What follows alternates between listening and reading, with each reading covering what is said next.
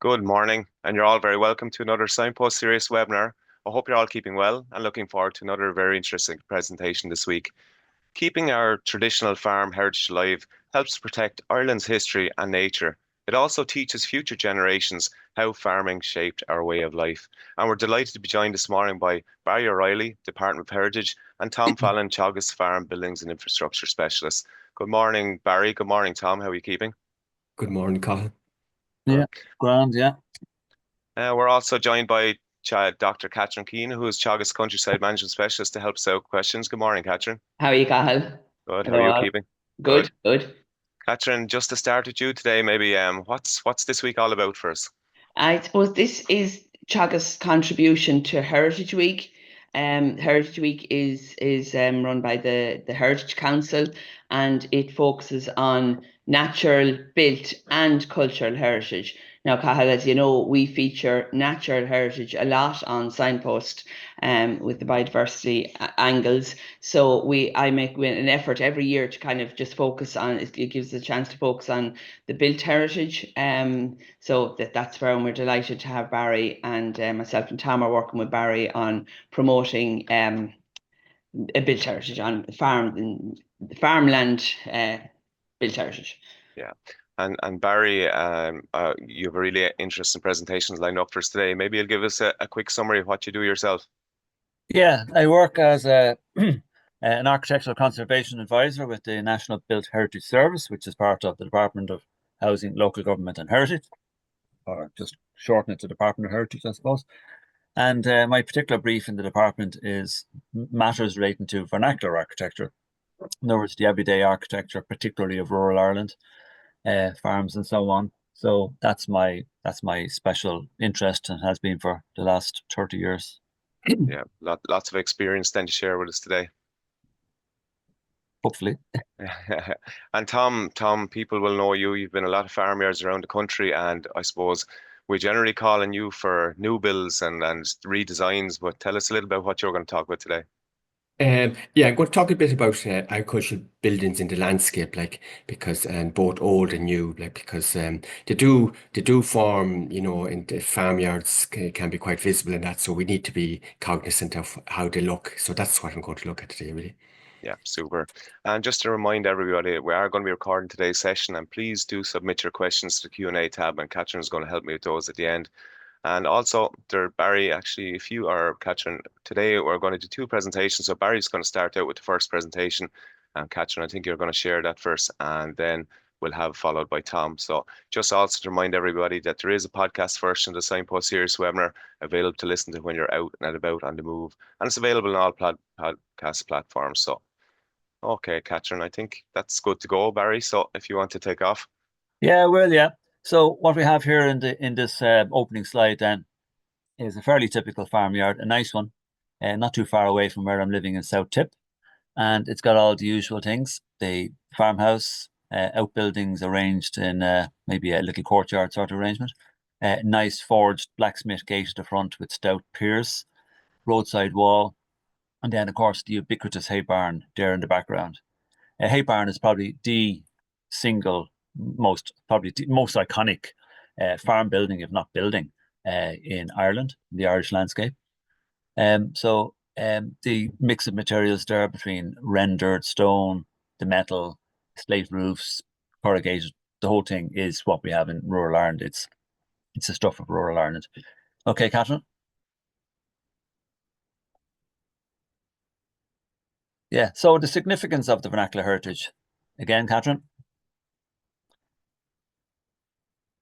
Yeah, so these are some of the things that I reckon are really important about farm heritage, rural heritage in general.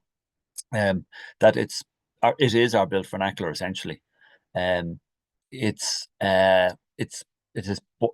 was born in tradition. So the template, if you like, for vernacular buildings, old gates and all the rest of it, didn't come out of pattern books or off architects' drawing boards.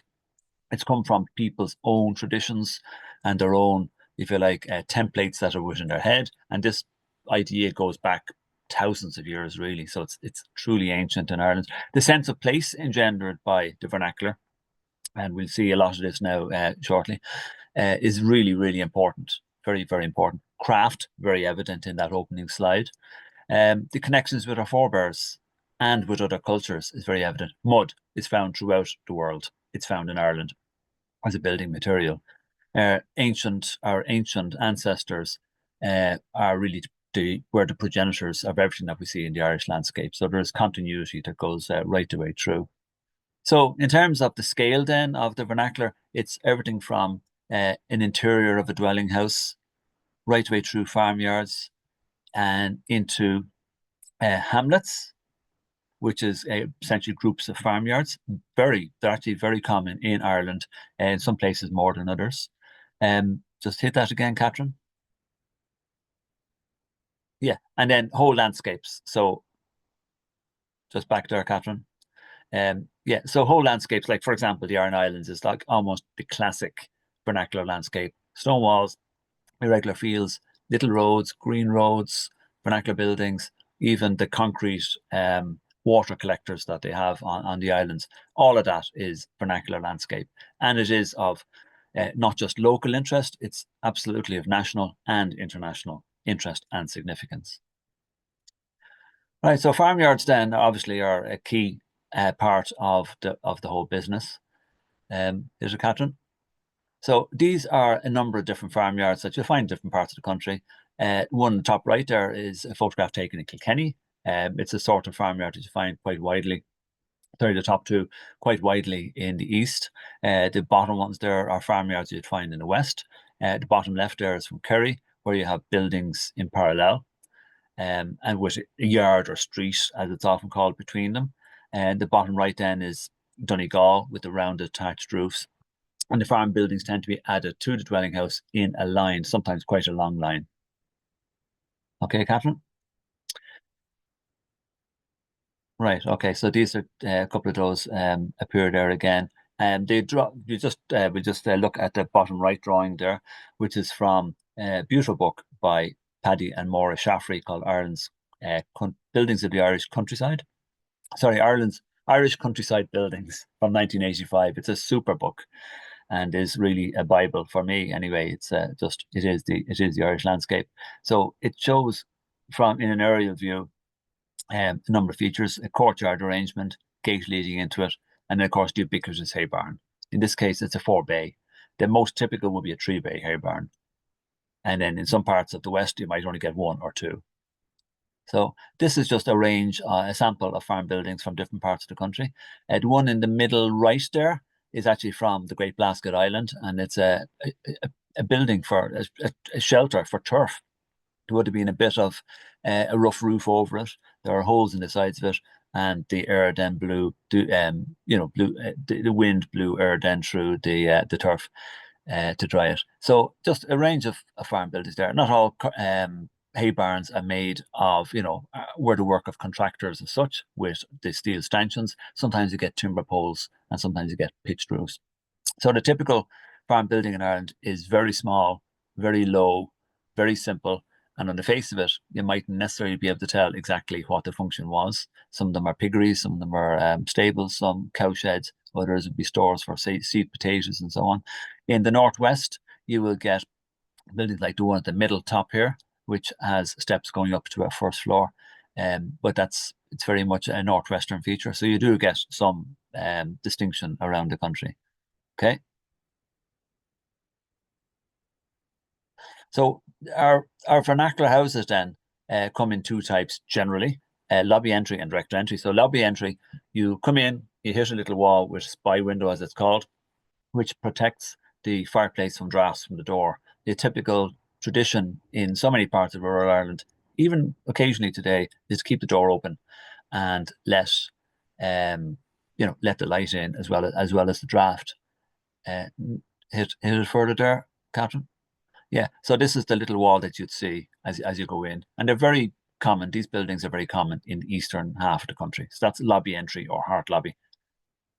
And then this is typically what you get in the west.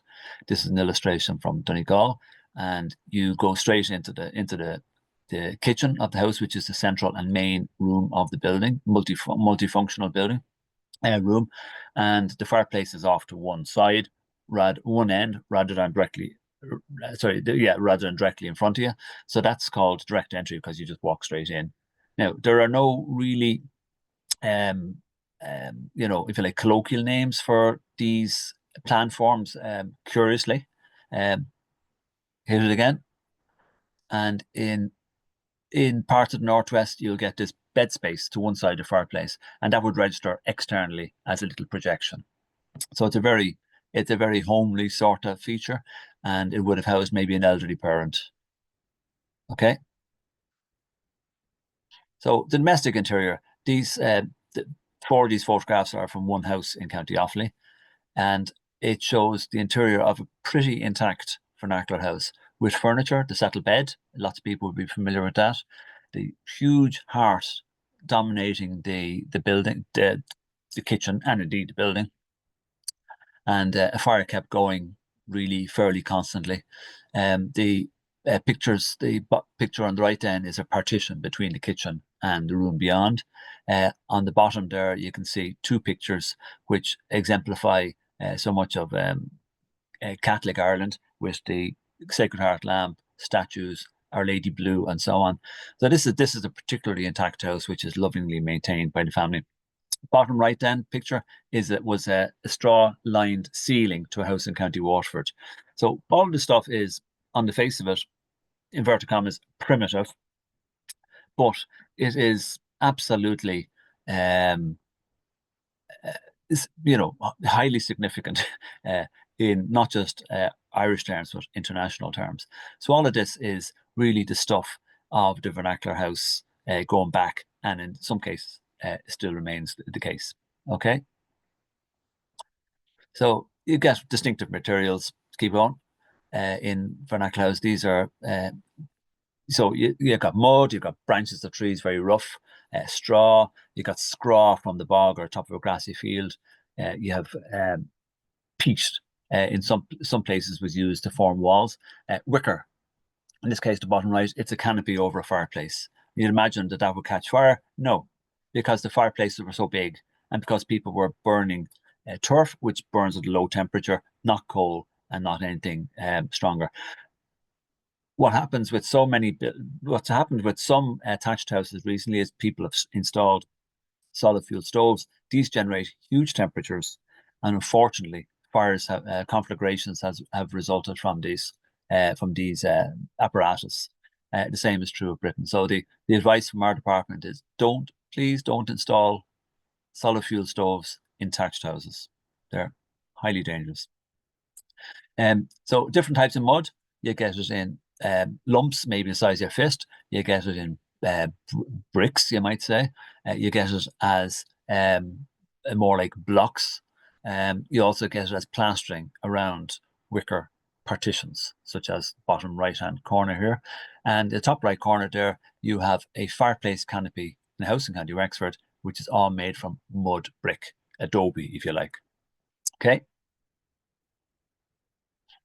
Next, Catherine. So stone obviously is very evident throughout the country. Some of it very rough, some of it much finer. Keep going. So obviously thatch is a very important part of the vernacular scene. It's also very important, if you like, byproduct of the cereal harvest. So oats, barley, wheat, rye, all used in the thatching of houses. Also reed. So you've got the trashing of the straw there, top right from County Offaly. In the bottom right there, you have reed being harvested from various rivers, the Shannon, but also some of the major rivers in the southeast. And so this is an example of how the vernacular is tied intimately into farm life, farm economy. Okay. So different thatching styles. This is on the left, scalloped thatch, which is very widespread around the country, involving scallops made from willow or hazel, which are bent into a sort of hairpin and used to secure the thatch. On the right there, you have bundles of straw which are knotted, and they're shoved into an underlying thatch by a gadget called a spurtle, a slice, all sorts of names. The thatcher there on the bottom right has one such gadget. He's got little prongs which grip the knot in the bundle and push it into the roof. So truss is the word for that, truss thatch. Okay. And then you have roped thatch in the west of Ireland, particularly along the Atlantic coasts, Galway, parts of Mayo, Donegal. On the right then you have modern reed thatch using drills and wires and all sorts of things.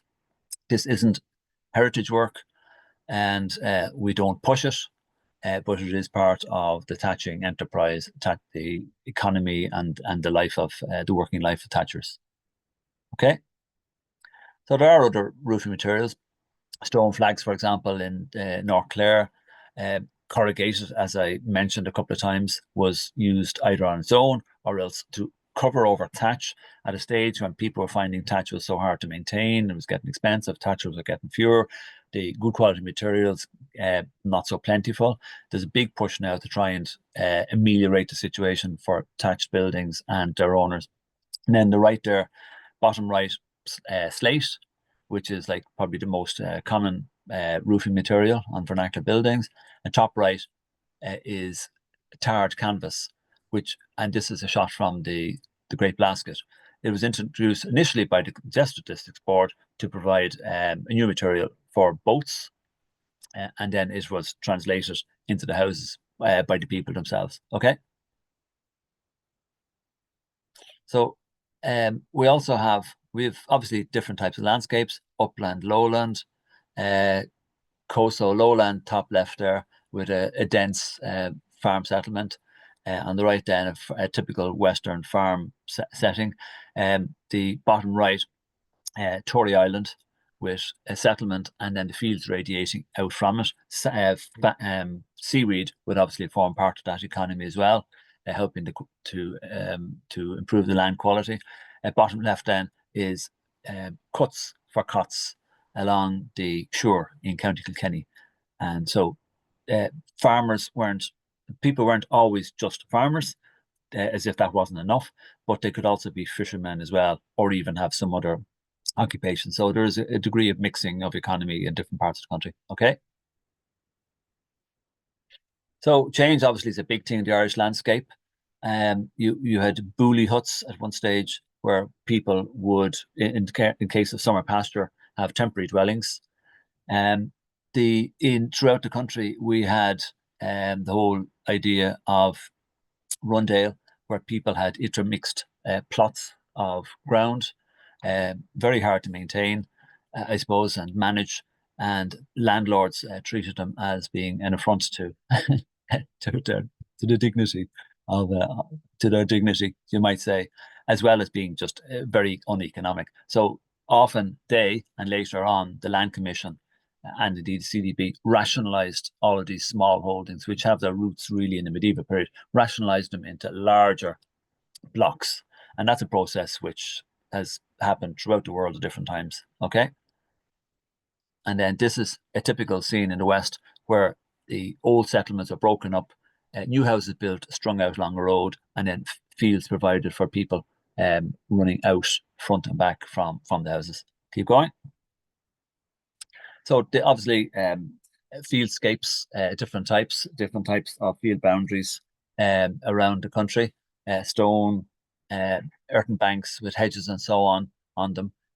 Other people in Teagasc will be extremely familiar with all of this, and this is the stuff of so much work good work that's being done. So very irregular fields, often very small in the west, more substantial fields in the east, something which is probably a legacy from the medieval period, but with pockets here and there of a more Western style of landscape organization. Okay. So field boundaries, and you get field boundaries, obviously, I mentioned that, different types. You get rough stone ones, you get in the likes of West Wicklow, posts made of stone with panels of stone within them. And then obviously hedgerows and hedges on banks, and even hedges connected, in conjunction with walls, is very, very common. So all of this is the stuff of our traditional farm landscape, and very significant, makes Ireland very distinctive compared to quite a few other countries. Okay. So gates are of immense interest.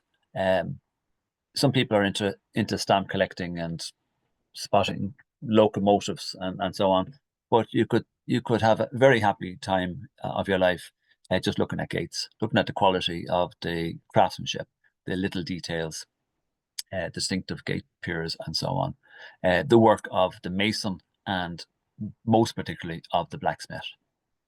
Okay. So this is just a few photographs of a single gate and the style associated with it. You often get styles associated with gates, S-T-I-L-E-S. So there's just one gate, and you can see the beauty of this gate. Maintaining it is really important and is a benefit to everybody, not just the landowner. Okay.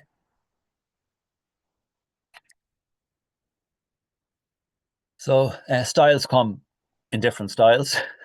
So you get stone steps, within walls, attached to walls. You get more irregular openings, and all of these are of interest and value in the landscape. Often overlooked, passed by, not given a second glance. But once you get your eye in, you start to see them everywhere, and you really appreciate the beauty and utility of these features. Okay. Water is obviously critically important to everybody. We know it ourselves from the current situation in the Middle East, the difficulties that people have with staying alive. Water, excuse me. Sorry. Water is life. Pumps, wells of various sorts, litter the Irish countryside in the best possible way. And again, these are features of immense interest and importance. They can be within farmyards or they can be at roadsides. Okay. So other farm features are stands for churns, the sequence there on the right, water collectors, troughs, querns of various sorts are often proudly on display in farmyards. Farm machinery, really interesting part of the whole farm heritage. In the bottom left there is a scarecrow. I love photographing scarecrows. They can be made from the most bizarre materials, but they're really interesting. Okay. So I've already mentioned farm villages, farm hamlets. They are different in different parts of the country. There is an immense variety of these settlements. That picture on top left is from Whitestown in County Louth. And on the bottom right is an example of, the two photographs on the right is an example of the loss of a settlement. So this is a settlement in County Galway, which was completely removed, and you can only see traces of it in an aerial photograph there on the bottom right. And Smerrick on the bottom left from County Kerry is a settlement made of with a parallel arrangement of ranges of buildings, outbuildings and farmhouses. Okay. So just a little example, Bullyglass in County Kilkenny, which has a series of long winding fields, as you can see on the right-hand side of the both the aerial photograph and of the map. And these fields are probably late medieval in date. You're talking maybe 16th, maybe 15th, 16th century in date. The large triangular area in the middle of the whole picture there, the whole map, is a green, which was carved out probably in the 18th century when there was a change from tillage to dairying in this area. It's a really interesting spot, Bullyglass in County Kilkenny. Okay. It's just a shot of one of the farmyards. Keep going. So again, like with hedges and other field boundaries, roads, lanes, little bridges, clappers and so on going across streams, paths and so on are really very interesting. Again, like when you get your eye into them, you see them and you say, they're designed for people to pass rather than necessarily carts or horses or anything like that, or cattle. So you'll get roads which are designed for vehicular traffic others designed really with animals in mind, and then others designed with people in mind to connect up bits of the countryside and particularly bits of these farm hamlets. Okay. Then aspects which are more communal, I suppose, in nature. The top left there, you've got a tree which is just left to be a feature within the landscape. These often have names associated with them, like the rag tree or the mild bush. I think this one here on the top left is the mild bush. Lime kilns, such as the top middle, are very prone to being destroyed. We lost one in our own district there a few years ago. Bottom left, a sweat house, which is a feature of the North Midlands, South Ulster. The trashing day, this is one in County Tip. And these, I mean, my own mother-in-law very fondly remembers trashing days. It's just part of the fabric of the social fabric of rural Ireland. Kids playing, bottom right there, in cities and towns. People dancing on piers, and so on, other places. Again, part of our cultural heritage. Okay, and then some good reads. This is a selection of books which are of value. On the left, there are books which are general, which are informative about the vernacular heritage, our farm heritage. And then on the right, these are some books which are associated with conservation and fixing up buildings and so on. That's the last of the slides, Catherine. So basically, the key thing from the department's point of view is to retain farm heritage as part of the national cultural heritage. Be kind to it. Only do what's necessary with farm buildings and farmhouses and gates and so on. Look after them. Be careful with them. And as part of the government's campaign, we launched this document, A Living Tradition, back in 21. And it's basically a strategy for encouraging all to look after and consider the proper conservation of all aspects of our rural and particularly farming heritage. So this is something which we've been gradually working our way through over the last few years. Okay, I leave it there, lads. Okay, that's it, Catherine. That was super, Barry. Thanks a million. Very interesting, and resonated a lot with me. I'm coming from a farm where we have a lot of traditional buildings, so I have a lot of questions for you. But maybe Tom, if you want to start sharing your presentation, and we'll wait for a lot of our questions at the end. But just a quick one for you, Barry, when Tom is going to share his presentation. Mm-hmm. I noticed you mentioned traditional farm hay sheds. What is the traditional color for those hay sheds? Red. Red, is it? Oxide red. Yeah. As part of, I should say that as part of our work, we are producing a handbook for the conservation, repair, and maintenance of vernacular buildings. There will be a section in that on corrugated iron, and indeed corrugated iron and other materials over thatch. So there will be mention in that of the different preparations and treatments for corrugated. But the classic color is red oxide. I mean, that is one of the great features of the Irish countryside, is that the red oxide coloured hay barn. Yeah. So red. You should send me an invoice now, because I want to paint actually now in the next week, so it's going back to red again. I said I'd check. Yeah. Good man. Yeah. So just I think, Tom, you have it. That's it. And we'll have more questions for you at the end of Tom's presentation, Barry. So with that, Tom, I think you're good to go. We'll let you off there, and we'll switch off. Thanks very much, Cathal. So I'm just going to show a few slides on million agricultural buildings in the landscape. The first slide shows a building that's very well camouflaged with ivy, and just to point out too that has benefits for birds, bees, and bats. So the first few slides, they originally came from Chris Robson, who was a senior architect in the Department of Agriculture, Food and the Marine, but they still have a message for today. So we'll work through them.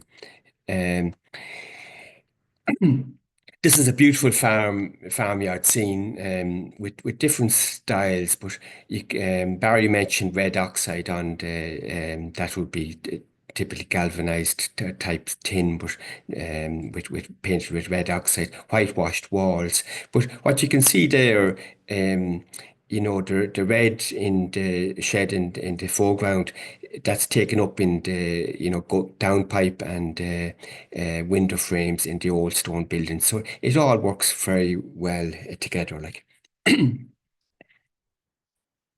um, this slide shows a new shed that does not fit into the landscape.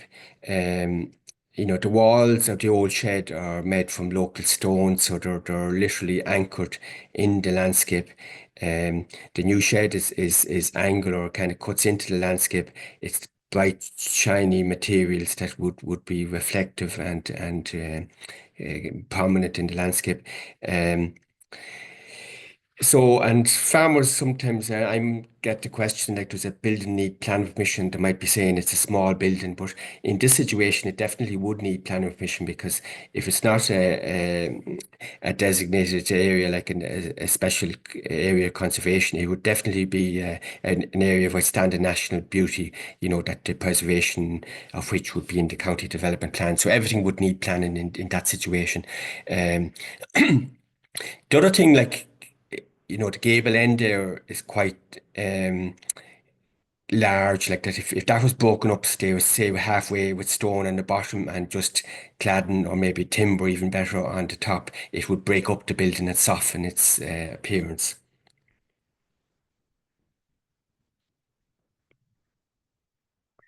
Um, Examples just of poor design. On the left is a yard on the side of a hill.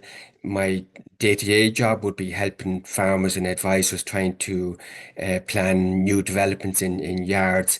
And if we're talking about a farmyard like that, and you're trying to extend it, like it's very costly, you might have to build up ground and all of that. So nowadays we try and avoid uh, putting buildings on the side of a hill because it will cost farmers money and apart from not appearing very well in the landscape. On the right, it's a very complex farmyard with multiple types of sheds, from A-shaped sheds here in the foreground to round roof sheds to a single pitch kind of lean-to here. So it's quite, there's no kind of beauty about the overall farmyard in that situation. Um, this is an open-ended shed that visually is a bit raw. Like it's the probably more Barry mentioned utility. Um, that it's cost effective to feed with an open end or an open side on the building, but we're kind of compromising a bit on beauty. It mightn't matter so much if it's within a farmyard, but if people can see it as part of the landscape, it wouldn't look terribly nice. This is an aerial view. A colleague of mine has this on a virtual farm tour. So it's an aerial view of a farmyard. What I like about this, the old dwelling house, but some of the old buildings in the courtyard that's around a lot of dwelling houses in the past, that they have largely been retained. You can see a kind of a round entrance there where maybe a horse-drawn carriage was backed into it. So it's nice to see the old buildings being retained while the farmyard is developed in a different direction. Um, This photograph is an aerial photograph from a farmyard in County Donegal. Um, this farmer, they won a National Milk Quality Award. But what I love about this is the farmyard is so tidy. Um, and then also, there's a nice level of planting around the farmyard that'll soften the impact of the buildings.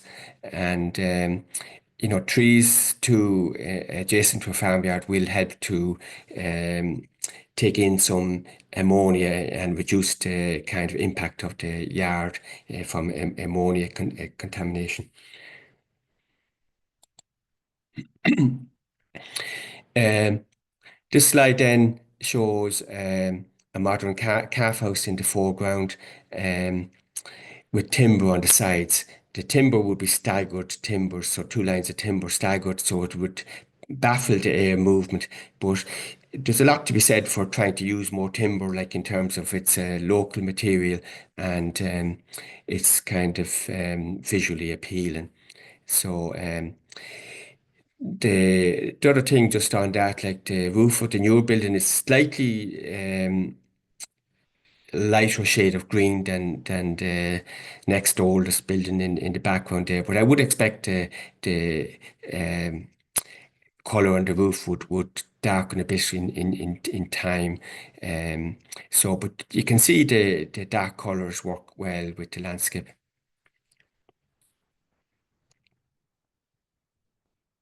So that's it really. So on that, so that Colin.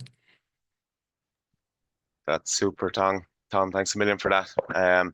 It's lovely to see actually a little bit of the old and the new Tom there. And I suppose, Barry, I might get you to turn on your camera as well, and we'll get into a few questions. But just, Tom, looking at your presentation, and this is something I'm sure that you come across a lot, is how we have all these loads of old buildings in the yard, and we're maybe trying to improve our yards to help accommodate maybe our whatever type of farm we're doing at the time.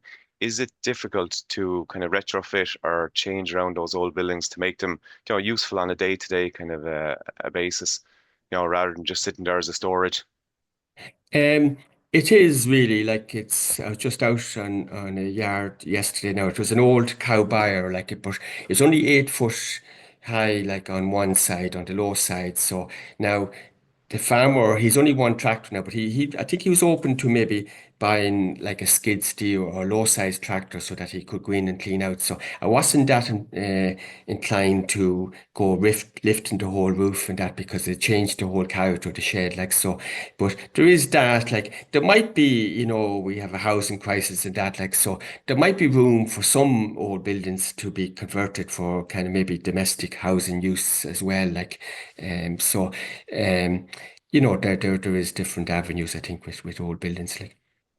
Yeah, so we currently live in an old grain store. So from the outside, it looks pretty much like the grain store, but I got a lot of hardship in there as a child, wheelbarrowing corn back and forward across that place where we sleep now. But it's funny you should say that, because we have a lot of these buildings, and I suppose lots of farmers have to make that decision on, where do you try, if you go at them and change them around, you take the look off them. So I suppose it's good that we have some grants out there available where we can actually restore traditional buildings and leave them as much as they were in the past, I suppose. Yeah. Barry, just coming to you then, and just a couple of questions coming in, so we'll head over to Catherine then. Um, so you mentioned there's a lot of specialist work in what you were talking about. You mentioned gates, you mentioned buildings, you've thatch, all that stuff. Do we have people around, or builders? Where do we get the resources? Where do we find those people to help us out if we need to do a bit of work to try and rejuvenate those projects? Yeah, there are people. There's a big move on at the moment to increase the number of people who can do masonry work, mud building work, forge work, you name it. There's a lot of activity.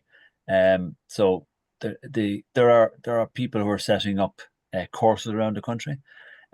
Not everybody attending those courses is going to become necessarily a full-time practitioner, but some of them are taster courses for people to just see, is this something that they might like to do down the line? I'd love to see transition year kids, dipping their toe in the water with all sorts of conservation skills. It's really satisfying for people. Everybody doesn't have to go to college and get degrees and sit behind computers. We need plumbers, we need carpenters, we need stone wallers, we need all of these people. There's a huge skills shortage. And as I say, courses around the country have been set up. There's thatchers being trained at the moment, for example, in Kilkenny, and to some degree also in Donegal. So it is a very live sort of area. There probably aren't enough of those at the moment, but everybody's working to improve that situation. And also traditionally, farmers did a lot of, and still do, a lot of really practical work. I mean, lots of people can fix up stone walls, turn their hands to a bit of carpentry and so on. Farmers are some of the most practical people. If I was on a ship going down and there was an architect on board or a farmer, and only one of them could go in the boat, I take a farmer any day. Barry will definitely keep you. That's for sure. You're saying all the right things to us. Sorry, anybody who's but I just think the practicalities. Farmers are just deeply practical people, and very, very knacky. So many farmers could thatch their own houses, build their own houses. You know, so it's not just a matter of getting people who have degrees and particular recognized skills. There's a lot of really skilled people out there, undeclared. Yeah, for sure.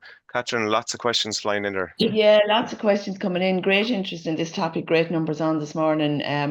Barry showing you and compliments for the presentations. Would you, or is there anybody organising tours to appreciate Irish heritage, which would be of particular interest to international audience? That's a difficult one to answer.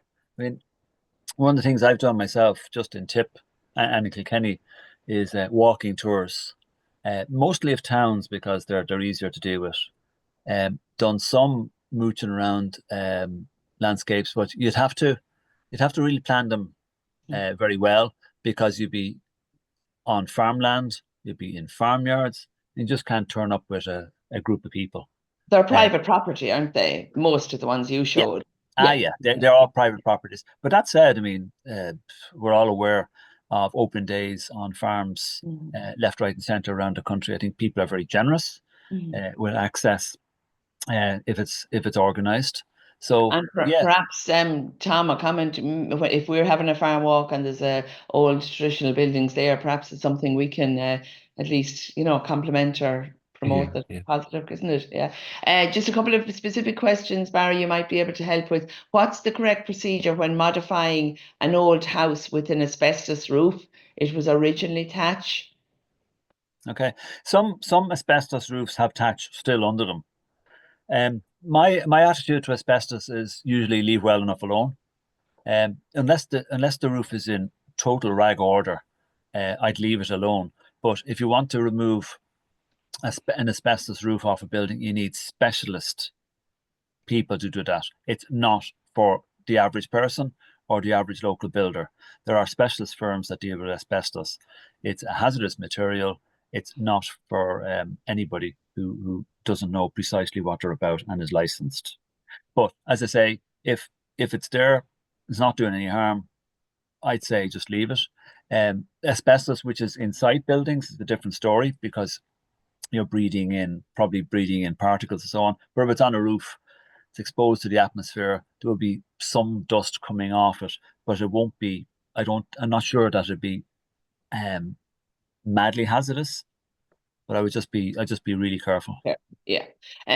Barry, have you been able to access the Land Commission archives and what they can tell us about how they created farming settlement clusters through closely co-located farmsteads that shared resources?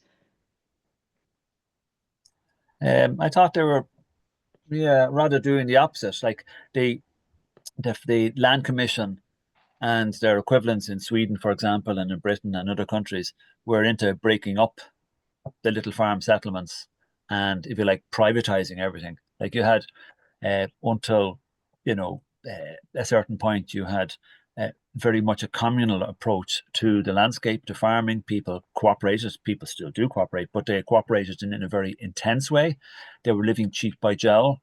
If you take farm settlements in, for example, South Kilkenny, it's close to me, there's a lot of them still there. The houses and yards are really juxtaposed one next to the other. There's a great deal of cooperation is needed to keep everybody happy in such a location. That the portions of land would be scattered around the place. you sort of sometimes might have to pass pretty much over somebody else's land to get to your own land. This sort of thing, this was very common. But the attitude of the Land Commission and indeed landlords was to break up that particular land settlement pattern and, if you like, rationalize it and make it more economically viable. So you went from very higgledy-piggledy small fields, and even those long, narrow fields that I showed, into squarer, larger fields that were easier to manage from the point of view, particularly of machinery and so on, So, but the Land Commission archives, I haven't looked at them, no. And Yeah. I'm sure there's a lot of really, really interesting and important information in it, photographs and so on. Tom, maybe to come to you first on a couple of planning ones there. Should there be a minimum separation, 100 meters question mark, between old farmhouses and modern industrial sheds? Yeah, I suppose I would distinguish between, good farm buildings and maybe sometimes we'd have kind of like very big, kind of like aircraft hangar type buildings really that have no kind of shape. In terms of so like, but if it's the normal type of farm building, like just we'd have a distance between the old and the new in terms of servicing the new farm buildings.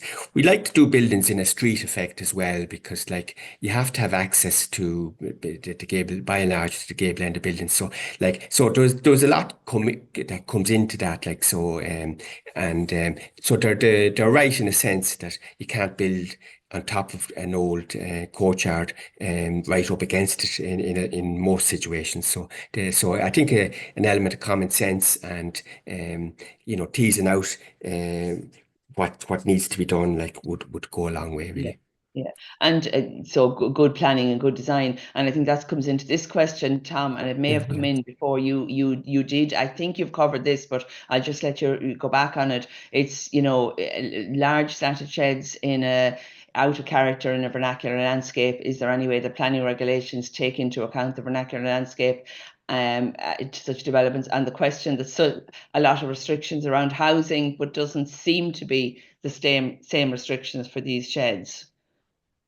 No, I think there is the planning process is very rigorous, like, and there's it's set down in law and that. So like there is demands in terms of slat housing, and the vast majority of farm buildings now come in under the planning regulations. So it's no, I think people are taking that seriously by and large, really. Yeah. So. Back to Barry there, and then I'll come back to you, Cathal, in case I'm missing any key ones there. A good few questions about grants for different things. Barry, for buildings, different, grants in the heritage sphere. Can you comment? Yeah, there's a multiplicity of grants. It sometimes makes my head spin, I have to say. But there's the Built Heritage Investment Scheme. There is the the Built Heritage Investment Scheme. The deadline for submissions to that, I think, is the end of the month. But people should look up buildingsofireland.ie, which is our website, which will have information on it. Otherwise, conservation grants, Ireland will pick it up on Google, on the web. So there's the Built Heritage Investment Scheme. There's the Historic Structures Fund. There's a special fund targeted at vernacular buildings, whether they're listed or not. There's traditional farm buildings grants, which is run through the Heritage Council, and there may be others run through local authorities. So there's quite a few of them. A key person to talk to is the Architectural Conservation Officer, if there is one in your local authority, or the Heritage Officer in your local authority. These will be a really good first port of call for anybody interested in the whole grants area. Barry, so there is a lot of these buildings around the country. Is there anywhere we can go on a website to look and see where they are, or if people have buildings or something of significance, maybe lime kiln or something like that? Is there anywhere we can, report it and have it put up somewhere so we can have a track of all these? Yeah, it's actually quite a task to track them all. The our own website, as I say, buildingsofireland.ie, has quite a few examples of rural heritage, whether it's lime kilns, vernacular houses, all sorts of buildings that, big houses and so on, farmyards, the works. It's not exhaustive. It was never meant to be exhaustive. But I know, for example, we did a survey of thatched buildings and corrugated over thatch houses. So all thatched buildings in the Republic, plus all, or an attempt to retrieve all the corrugated over thatch houses or corrugated roofed houses. And, we have a haul of about 5,000-6,000 of all of those. But I know from recent work I've done in North Kerry, there are hundreds of houses with corrugated roofs probably over thatch. There's an awful lot out there of interest. The question is time, resources to actually record all that. Part of the issue is, why are you recording? What are you hoping to do? I would prefer a situation where we didn't have to go around listing everything. I would prefer a situation where everybody just assumes that anything which is old really needs to be cared for. And that's everything from, a mid-20th century bungalow, the typical sort of window bungalow with a hipped roof, which are lying idle all over the place. Labourers' cottages, which are a particular bugbear of mine, because they're just being abandoned whole scale around the country, or being, quite severely altered. And then farm buildings just generally. I think if there's just a general interest in retaining and looking after all of this, for me, that's a much better way than just putting listing orders and everything, because we're not going to be able to do that. And why? Appreciation on the part of everybody is really the only way of protecting all of this stuff. But there's huge interest locally in any given area, in their local heritage, their rural heritage, their farm heritage. It's a growing thing. I'm glad to see.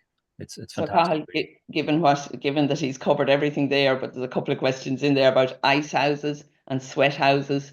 So obviously they're of particular, well, they're of interest. All is of interest. Any particular comment on those two, Barry? Ice houses are mainly associated with large landed estates. I passed by one just on Sunday. It's a place where I regularly go for recreation, and it's associated with a multi-period big house, a landlord's dwelling. They are associated with landlord's dwellings. There's a number of them. They don't survive. There's not huge numbers of them, but when we come across them, we do tend to add them to the National Inventory of Architectural Heritage. Sweat houses, likewise, they tend to fall into the Archaeological Survey to a large degree. Their dating is probably, they could be 17th, could be 18th, some of them might be 19th century. Ice houses tend to be 18th to 19th century in date. So yeah, they're all of interest. Yeah. A question there I can probably answer, but maybe you can add to it. Is there an organisation to protect and maintain stone walls? There is a Dry Stone Wall Association of Ireland. So can you add anything to that? Yeah, not really, except to say that stone walls and in general mortared walls and dry stone walls will be covered by our handbook, and there's a growing interest in repairing all sorts of walls. There's also the Stone Walls Festival on Inisheer. It's on, I think it's around about now. It's this time of the year to have that. So everybody can muck in, try a bit of dry stone wall building, for example, or a bit of mortared walling. There is skill in it, and people learn that pretty quickly, that these things just don't build themselves. It requires a really good eye, really good hand, and but it's immensely satisfying. So that's just something else to consider there. Tom, there's a kind of a specific question around the reps, the old buildings grant that we get. Is that covered, or is there a restriction if the building can't be seen from the road? I think so. Yeah, I think so. Yeah, but it's a pity really, but that's. yeah, it's probably unfortunate that we have these fabulous buildings and just because you can't see it from the road, they're not covered. And a good few of the comments have come through that I think people looking at the questions here, and Catherine, you can agree maybe that people are very interested and quite proud actually of their buildings, but they're quite expensive to bring back to life a bit. And I know even the ones at home here that we did, you have kind of heads and sills that are holding up the old stone there, and there would have been made of big pieces of wood that are starting to rot away. And if you don't keep on top of them, they'll just fall down. So it's maybe something, I suppose. I know we have policymakers on this webinar, maybe something, Tom, they could consider, is it? I think so, like because like it does take a good level of investment to keep these buildings, like, and it's not something like, as people have alluded to there, that you can cash in on, like if it's within an old farmyard, like it's you can't obviously sell the building, do you know what I mean? So it's it's in the national interest, so I think some help in that regard would be very useful.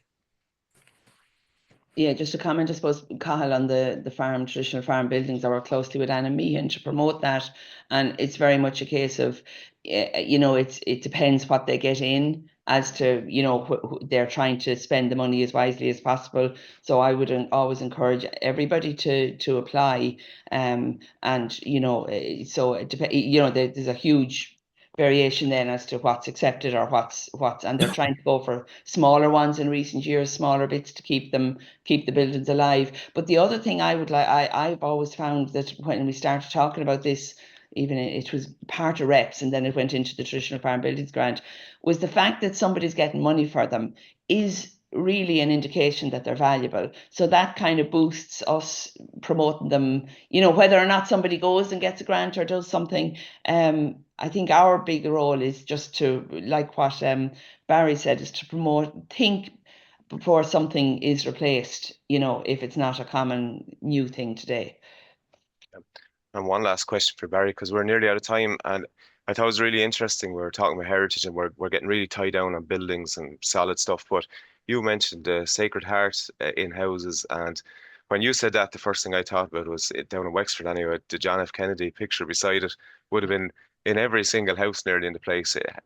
Do we focus sometimes too much on the built and we forget about the actual the living that people did?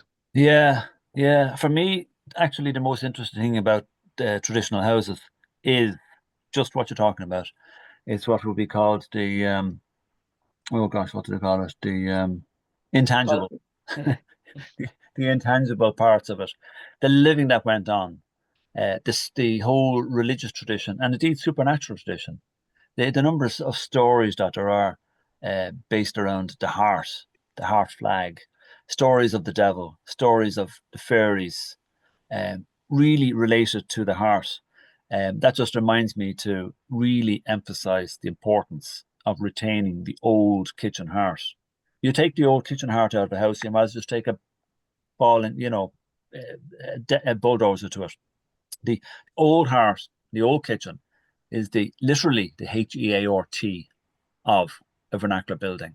It is the number one thing on my list to protect of all of vernacular is vernacular interiors, the interiors of vernacular houses and their hearts, just because they are the accumulation of a family's lived experience. Yeah, I think that's a lovely way to finish and an important point to make as well, because look, in the end of the day, it's all about memories and what we think. So, Catherine, I think there's probably another webinar and stories around the heart that we might think about, but Yeah, and I yeah, think that's the cultural heritage, the yeah, third leg of the stool that we possibly don't cover as much either, Cathal. Yeah. yeah, exactly. Now, unfortunately, we've run out of time this morning, but look, a massive thanks for everybody for submitting questions. I think it really adds to some really interesting questions again, as always, this morning. Barry, big massive thank you to you. You're in the Department of Heritage. Like, it's really important the work you're doing, and it's great that you can bring this kind of information back to us. And that was evident in the comments that yourself and Tom have got in your presentations. Tom, massive thanks to you as well. Really important. It's lovely to see the mix between the old and the new, and that you're really concentrating and trying to, marry them together so that everything. It's not just all about putting buildings everywhere. It's about trying to marry it together. So thanks a million for that. And Catherine, massive thanks to you as always. Really useful and always getting a great discussion going. And Yvonne in the background, Yvonne Maher, big thanks to you for helping to run the webinar. Everything always runs as smooth when Yvonne is around. And next week, we can look forward to chatting to Maeve Bulger from Biodiversity Officer with the Heritage Council, and Dr. Catherine Keena again is back with us to discuss the launch of Hedgerow Week. It's back again. It's a great initiative and great to see it back again already. And we're going to discuss a strategy for hedge management on farms, and that's not to be missed. So before we go, I just want to wish, there's a lot of nervous people around this morning. Just want to wish all the Leaving Cert students the very best luck today when receiving results, and I hope all your hard work serves you and pays off. And just mind yourselves over the weekend. So tune in again next Friday, 9:30. But until then, I hope you have a great weekend. Slán go fóill. Thanks, Cathal.